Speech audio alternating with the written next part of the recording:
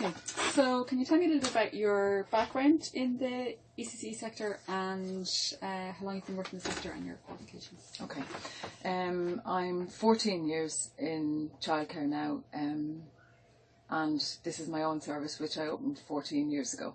I'm qualified to FETAC level 6 only since the regulations changed, where I had to upskill to level 6.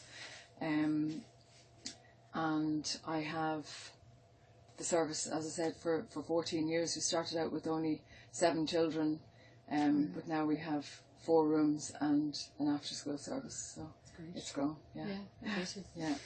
And just a little bit about the service then. So full-time, part-time, sessional, what kind of care? Okay. So we have 4 rooms. The first room we have our babies and wobblers together. Like children are generally about 10 months old by the time they come to us. It's very rare that we get very young babies anymore, because like yourself, people are taking as much time as they can.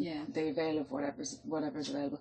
So they come to us at about 10 months, and we hold on to them in that room then until they're about 2 years of age.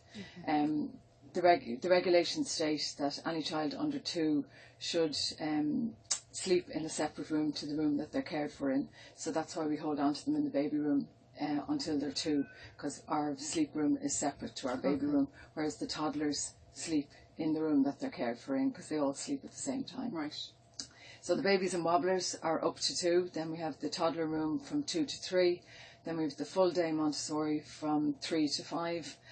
Session and Montessori, again the same age group, and then the after school service. Okay, yeah, great. And how many staff do you have? I have 12 childcare practitioners and 2 ancillary staff. Okay, and are the 12 childcare, are they all full time or? Yeah. It's 5 days a week. Yeah. And how many children attend then altogether? Like I have over 60 on my books, but they're not all here at the same time. So our baby room can cater for 11. Our toddler room can cater for 9. Our session and Montessori room can cater for 13. Our full day Montessori room can cater for 13. Our session and Montessori room can cater for 22. And then we've over 30 after school children on our books, but like that, they're not all here at the same time.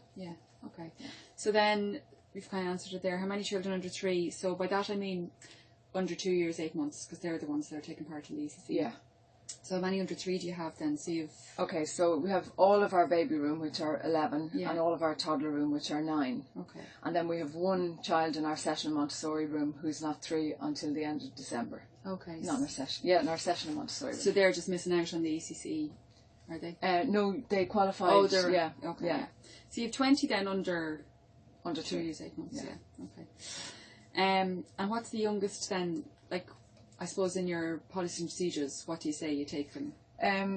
Well, to be honest, I never adjusted it, and we would have taken them from 6 months. So it still says 6 months, but you don't get you don't get a 6-month-old anymore. 8 would be really the youngest. Okay. Yeah. So what you're saying there then is that parents are taking the mat leave and as much unpaid leave as they can. Yeah, and the parental leave.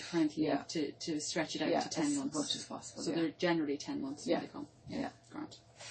The vast majority of them will be 10 months. Would any of them be older than 10 months? Yeah. Some of them would be almost a year. Oh, really? Yeah. Some of them are only here a very short time and they turn a year. Okay. Yeah, it might be just a matter of weeks and they turn a year. And do you know what arrangements the parents have there? Is it just that they're taking more parental leave? I think so, yeah. Okay. Or some that might be self-employed. Yeah. Do you know, and decide not to go back. Yeah. Okay, so just moving on then to the qualifications of the staff. Just checking that. So what are the qualifications of the staff working with those 20 children, the under? Okay, so I have 2 FETAC level 5. Yeah. 2 FETAC level... Sorry, 1 FETAC level 6. Yeah. And 2 FETAC level 8. So what's the breakdown of where they are? What age group are they with? In the baby room we have 1 FETAC level 6 and 2 FETAC level 5. Yeah. And in the toddler room they're both level 8. Okay. One of the girls who's FETAC level 5 is in the middle of her level 6 at the moment. So she's studying. Yeah. Okay. So the babies then, you said you've 11 babies max. What would you have on a day-to-day basis then? Do you have the 11? No, on a Monday and Friday we'd only have 10. Okay. Yeah. Right. Okay, so a level 6 and 2 level 5s. One of them is studying for her level 6. Yeah. And the toddler room, that's the 2 to 3 age group. Yeah. They're both level 8. They're both level 8. That's great. And then just while we're talking about qualifications, what are the qualifications of the staff working with the over 3s then, with the ECCE age group? Okay, so in our session of Montessori, I have 2 level 8, 1 level 6. And in the full day Montessori, 1 level 6, 1 level 8. And 1 level 8. Yeah, good few level 8s. Yeah. That's great. Yeah. It costs a lot. Yeah. Yeah. They do. And then you see, you can't operate with just, I need 2 in that room, 3 in that room. You need at least 2 people surplus to requirements as well. Right. So I have 1 floater who just goes where she's needed at any particular time, and then myself. And what qualification is the floater? She has a level 8 from Spain. She's actually a qualified primary school teacher. Okay. From Spain. And is that equivalent here to a level 8? Yeah, it's recognised as, yeah. That's great. Yeah. And then yourself, you can fill in as well. Yeah. Very good. Okay, so what's your understanding of the specific needs of the young children under 3, so the ones that aren't in the ECCE? So, as in what I think we need to provide for them? Yeah, what do you think that they need? I suppose I wrote down a few things that came to mind. A nurturing environment. Yeah. To be a home away from home, especially when they're that young, you know. That's part of my mission statement, is that we're a home away from home. Like, we're small in that, you know, we don't have big vast rooms like the chain creches. So, and I think that's what attracts a lot of parents to us. While we're a creche environment, our numbers are small, and I think that's something that attracts people to us. Safeguarding the children. Providing a curriculum based on emergent interests. I mean, there's no point in doing things for young children that they're not interested in. Yeah. I mean, you could spend ages preparing something, and if they're not interested, you've just wasted your time.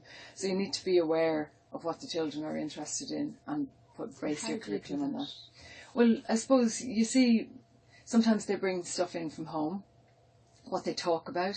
Like, we have Toy Friday, so they bring stuff from home, and then what they're attracted to in what we have here. So, you know, we get more of that, or you might develop a theme a little bit further, you know, depending on what they express an interest in. And then if you recognise that, okay, they're not interested in the trains, then we get rid of them, you know. Okay. And then you might find next September with another set of children, they're really interested in it. So I suppose you get better value out of your day if you have the children on board. You know, it's really, And just what I think of it there, actually, the baby room has the under 1s up to 2.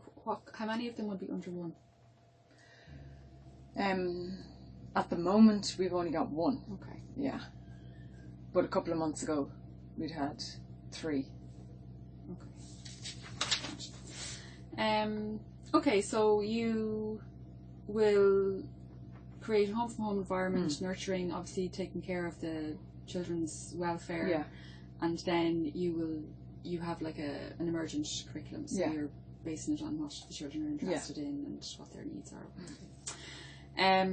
So what specific practices and policies in early childhood ensure high quality for the 0 to 3? So what specifically is your understanding for how to provide high quality for the under 3s in terms of policies that might be coming down from the government and the practices that you have here? Okay.